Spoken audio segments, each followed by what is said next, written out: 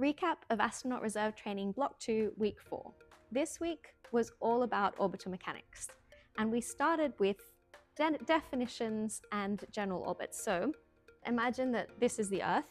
You could have circular orbits at different altitudes around the Earth, or you could have an elliptical orbit. So the first lesson was all about describing those orbits mathematically and what each of them do. We also learned about the different cosmic velocities. So the first cosmic velocity is how to escape the Earth into Earth orbit.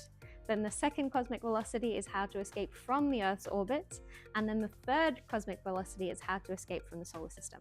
So from there, we moved into perturbed orbital motion, because the Earth is not actually perfectly spherical. It bulges in the center. So this kind of changes the orbit that you get. But there are other things, like if you're close to the Earth, there's still some atmosphere around, so that causes drag on your spacecraft. If you're further out, you have solar radiation causing drag. Next up, we had orbital maneuvers and interorbital transfers. And one of the most common ways is using the Hohmann transfer.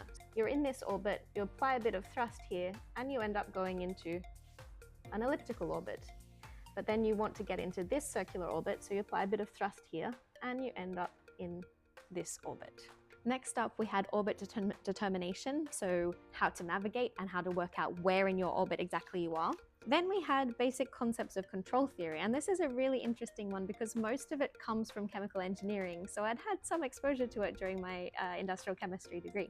From there, we moved on to fundamentals of attitude dynamics, determination, and control. So now we've got the sun in the equation. We've got a satellite that's orbiting around. We want to make sure that that satellite is powered, so it needs to have its solar panels always pointing towards the sun.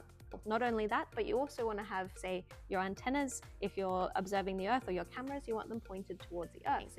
So we learned all about what kinds of things you can do to control your attitude, not just thrust, but also gyros or reaction wheels. Next, we had access to space. So launch, how do we actually get there?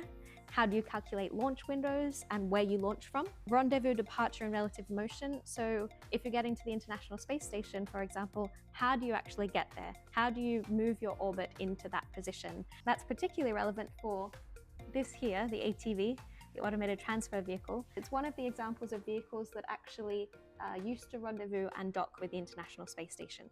So the next part is deorbit, reentry, and landing. And then finally, the last lesson that we had in this session, this module, was about introduction to exploration, flight dynamics, and navigation. So not so much talking about Earth orbit anymore, but going further afield to the Moon and Mars. What parameters do you need to be able to do that? And also comms navigation, what are the various systems that you need at that point?